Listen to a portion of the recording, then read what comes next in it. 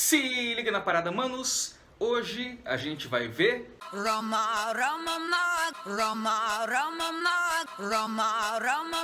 Roma Antiga.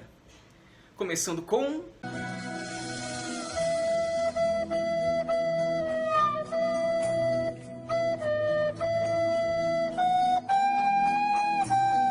a fundação. Há duas versões sobre a fundação de Roma, uma contada pelos historiadores e outra contada pelos próprios romanos por meio de lendas. Portanto, há a versão histórica e a versão lendária. Vamos começar vendo a versão histórica. Segundo os historiadores, Roma foi fundada no ano 1000 a.C. pelos latinos, povo de origem indo-europeia, ou seja, a mesma origem dos aqueus, eólios, jônios e dórios, que deram origem aos gregos, na mesma época em que os aqueus estavam chegando na Península Balcânica em 2000 a.C., os latinos estavam chegando no centro da Península Itálica, região chamada de Lácio, devido aos latinos. E os latinos também eram chamados de italiotas, daí que veio o nome Itália, Península Itálica. E dos latinos também veio a língua dos romanos, o latim. Por volta do ano 1000 a.C., os latinos fundaram um forte militar chamado de Roma Quadrata, para poderem se proteger do ataque dos etruscos, povo que vivia na Etrúria, atual Toscana. Desse forte militar é que surgiu Roma.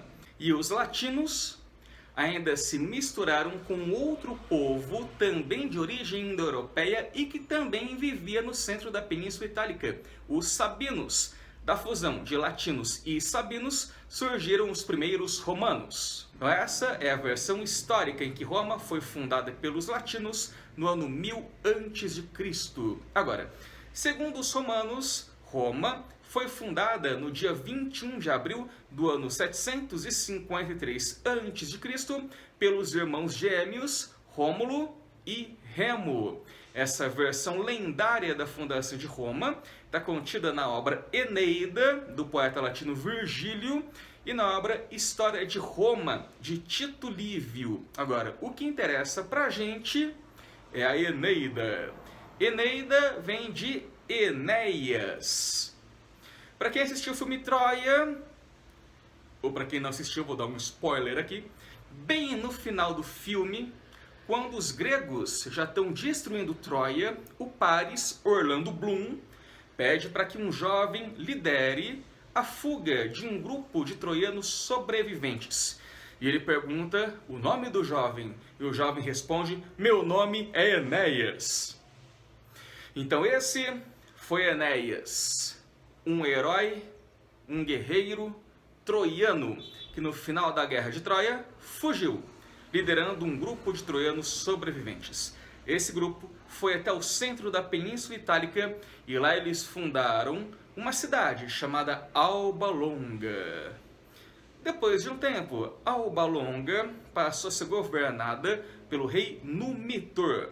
Mas o irmão do Numitor, chamado Amulio, derrubou o Numitor e tomou o poder. E ainda por cima, pegou a filha do Numitor, a Réia Sílvia, e a enfiou no convento das Vestais, porque lá no convento ela não teria contato com nenhum homem e assim não daria à luz a nenhum filho que pudesse se vingar. Mas numa certa noite, Réia Sílvia recebeu a visita do deus Marte, o deus da guerra para os romanos, que equivale a Ares para os gregos. E dessa visita ela engravidou e deu à luz a Rômulo e Remo. Quando Amulio ficou sabendo disso, ordenou que os moleques fossem tacados nas águas do rio Tibre. Mas o cara que foi encarregado de fazer isso ficou com dó. E ao invés de tacar os moleques no rio, abandonou os moleques na margem do rio. Aí, segundo a lenda, os moleques foram encontrados por uma loba e amamentados até serem encontrados por um pastor chamado Faustulo, que era casado com uma prostituta chamada Aca Laurência. Aí, segundo alguns historiadores, a loba que a lenda se refere não seria uma loba de verdade, não, mas sim a própria Acca Laurência, porque as prostitutas em Roma eram chamadas de lupa, que significa loba. Então não seria uma loba de verdade, seria a Acca Laurência, a esposa do Faustulo. De toda forma, importante é que, criados por Faustulo, Rômulo e Remo cresceram e certa vez Numitor encontrou os dois já grandes, percebeu como eles se pareciam com ele e desconfiou que fossem os seus netos. E com isso, então, Numitor contou para Rômulo e Remo tudo o que havia acontecido a Alba Longa. Rômulo e Remo foram até Alba Longa, retiraram a Múlio do poder, devolveram o poder para o Numitor, e devido a isso, eles ganharam como recompensa uma terra no alto do Monte Palatino. E foi lá no alto do Monte Palatino que no dia 21 de abril do ano 753 a.C., Rômulo pegou um arado e traçou os limites de Roma. E assim ele fundou Roma, que tem esse nome em homenagem a ele mesmo. Roma vem de Rômulo. E ainda por cima, Rômulo dividiu a cidade ao meio com um muro. Metade ficou para o Rômulo e outra metade ficou para o Remo. E Rômulo disse que se por um acaso um dos dois passasse para o lado do outro, deveria ser morto. Remo pensa que era brincadeira e, só de sacanagem, pulou para o lado do Rômulo e foi morto pelo seu próprio irmão. Com isso, então, Rômulo se tornou o único senhor de Roma e primeiro rei de Roma. Agora, ele ia governar quem? Não tinha ninguém. Só tinha o Remo. Ele matou o Remo? Não tinha ninguém. Era preciso povoar a cidade. E para povoar a cidade, Rômulo disse que todos aqueles que quisessem se estabelecer em Roma seriam recebidos de portões abertos. E com isso foi muita gente para lá. Pessoas boas, pessoas de bem, ladrões, assassinos, sequestradores, só foragidos, pessoas que estavam fugindo do seu local de origem. Essa gente boa é que deu origem aos primeiros romanos, segundo a lenda. Mas Roma parecia um inferno, só tinha homem. Homem em tudo quanto é canto, homem em tudo quanto é posição, só homem. Aí os romanos foram reclamar pro Rômulo. Falaram, Rômulo, o negócio é o seguinte, cara, nós queremos mulheres. Aí o Rômulo falou, mas onde eu vou arranjar mulheres? Aí os romanos falaram, os nossos vizinhos, os sabinos, possuem muitas mulheres. Se nós pedirmos, eles podem dar algumas mulheres para a gente? E Rômulo falou, não, se nós pedirmos, eles não darão as suas mulheres. Nós precisamos roubar as mulheres dos sabinos. Com isso, então, Rômulo organizou uma festa e convidou os sabinos. Os sabinos foram com as suas mulheres. Nessa festa, os romanos começaram a dar vinho para os sabinos. Quando os sabinos já estavam bêbados, Rômulo dobrou a barra da sua veste. Era o sinal. Era o momento dos romanos raptarem as sabinas. Mas Rômulo havia deixado bem claro, a mais bonita era dele. E eles só poderiam roubar 36 mulheres, né? Para que ser guloso, né? Só 36 mulheres. Mas no meio daquela confusão, de mulherada correndo para lá, romano atrás, mulherada correndo para cá, romano atrás, os romanos se empolgaram e roubaram um pouquinho a mais, né? Só um pouquinho a mais, só dois, né? Só dois na frente. 236 mulheres. Foram todas as mulheres dos sabinos. Quando os sabinos perceberam o que havia acontecido, os sabinos declararam guerra contra os romanos. No auge da batalha entre romanos e sabinos, apareceram elas, as mulheres, as sabinas, com lágrimas nos olhos, cabelos ao vento e vestes rasgadas, e imploraram para que os sabinos não matassem os seus maridos. Já eram esposas dos romanos, não perderam tempo não, e ao mesmo tempo também imploraram para que os romanos não matassem os seus pais e irmãos sabinos. Com isso então, com essa intervenção das sabinas, romanos e sabinos assinaram um tratado de paz e um tratado de aliança. A partir daquele momento, os dois povos passariam a ser um só. Era assim que os romanos contavam essa fusão de latinos e sabinos que os historiadores contam também. Agora a gente vai ver a evolução política de Roma. Roma foi uma cidade-estado, era autônoma politicamente, e a primeira forma de governo em Roma foi a realeza, ou monarquia. Monarquia, palavra grega, mono, arquia, governo, governo de um. Realeza vem de rei, que vem do latim rex, aquele que rege, aquele que comanda, aquele que coordena, enfim, realeza ou monarquia, tanto faz. Esse período vai do ano 753 a.C. a 509 a.C. E vamos começar vendo as características dessa realeza, começando com o rei. O rei era um cargo vitalício para a vida toda até a morte, mas não era hereditário, não era passado de pai para filho. Não. Era um cargo eletivo. O rei era eleito. E o rei liderava o exército, elaborava leis, liderava os rituais religiosos. Também havia um conselho formado por velhos, por senhores, por isso chamado de Senado. O Senado também elaborava leis e, em época de eleição para o rei, apresentava uma lista tríplice, uma lista com 3 candidatos a rei. E havia uma assembleia, chamada Assembleia Curial, que servia para votar as leis elaboradas, ou seja, aprovar ou não as leis, e também, em época de eleição do rei, elegia o rei. Agora, o que mais interessa para a gente desse período era a sociedade nessa época. A sociedade romana era uma sociedade estamental.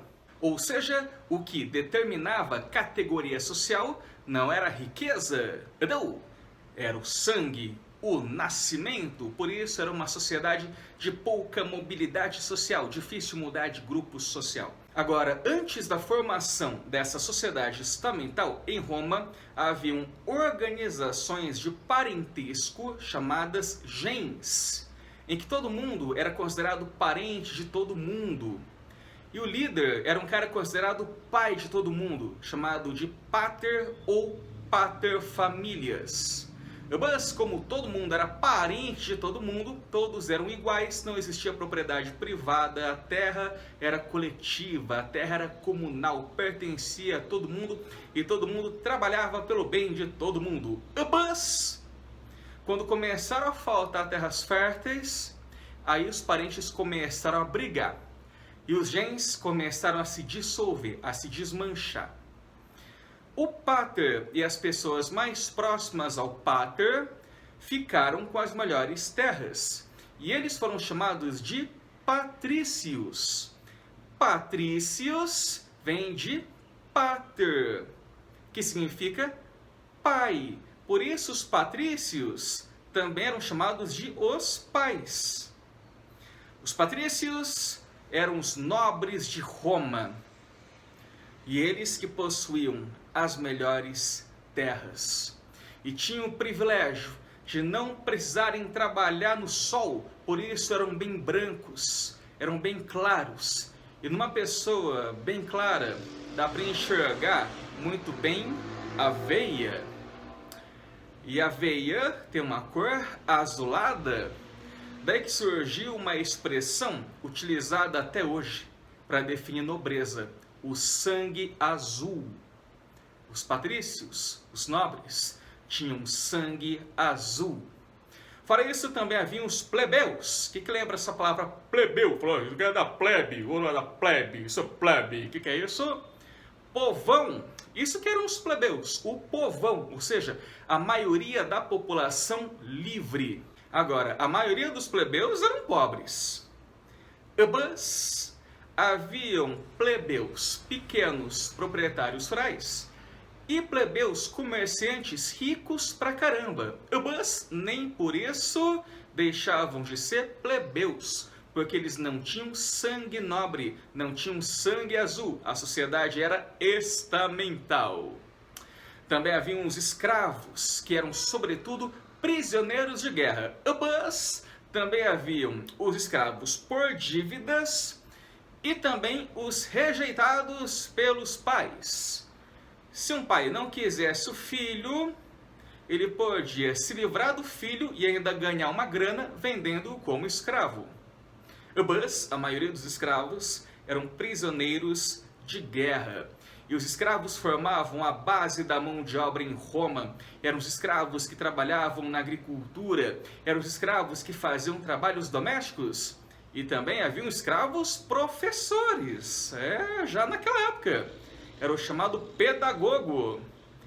Pedagogo significa aquele que conduz a criança.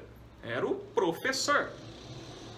Agora, também haviam escravos que trabalhavam para o Estado, trabalhavam para o governo. Esses escravos eram ricos, né? Eram poucos, mas haviam escravos ricos.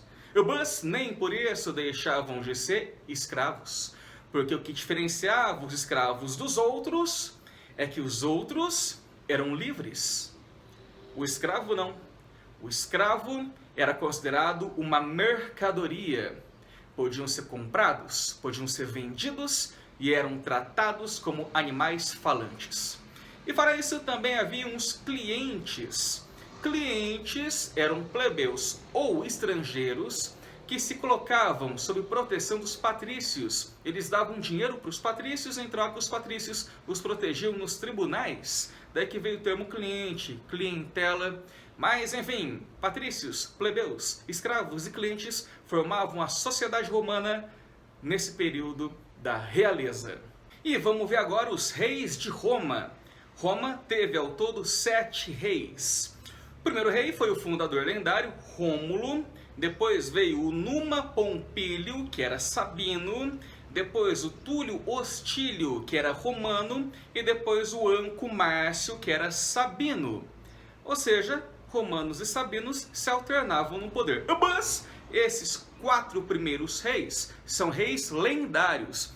Então não existiram de verdade? A gente não sabe. Devem ter sido inspirados em pessoas reais. Mas as informações que nós temos desses governos só por meio dos mitos, só por meio das lendas. Agora, os 3 últimos reis de Roma, aí sim tem a existência comprovada e são chamados reis etruscos. Os etruscos eram um povo que vivia ao norte de Roma, na Etrúria, a atual Toscana. E no ano 616 a.C., os etruscos dominaram Roma. Por isso que os reis eram etruscos. O primeiro rei etrusco foi o Tarquínio Prisco. Depois veio o Sérvio Túlio, mas Sérvio Túlio era mais conhecido só por Túlio. E o Túlio teve uma filha chamada Túlia. E o Túlio teve uma outra filha chamada Túlia. A Túlia era mais velha e a Túlia era mais nova, ou ao contrário, tanto faz. A Túlia mais velha era boa, mas não boa, era moça boa, moça de bem. A Túlia mais nova era ruim, era braba. A Túlia mais velha, a boa, se casou com um cara chamado Tarquínio, que era ruim, que era brabo. E o Tarquínio tinha um primo mais novo chamado Tarquínio, que era bom. E o Tarquínio bom se casou com a Túlia mais nova, que era ruim, que era braba. De repente, a Túlia morreu. E o Tarquínio morreu também. Quais? A Túlia boa e o Tarquínio bom. Aí a Túlia ruim e braba se casou com o Tarquínio ruim e brabo. E a Túlia ruim e braba era tão ruim, mas tão ruim, que pediu para que o Tarquínio retirasse o pai dela do poder. E o Tarquínio ruim era tão ruim, mas tão ruim, que não só retirou o sogro, como o matou. E assim subiu ao poder como 7º e último rei de Roma, Tarquínio, que ficou conhecido como Tarquínio o Soberbo, ou seja, Tarquínio o Orgulhoso, o cheio de si. Mas, no ano 509 a.C., os patrícios derrubaram Tarquínio o Soberbo, aboliram a realeza e implantaram a república.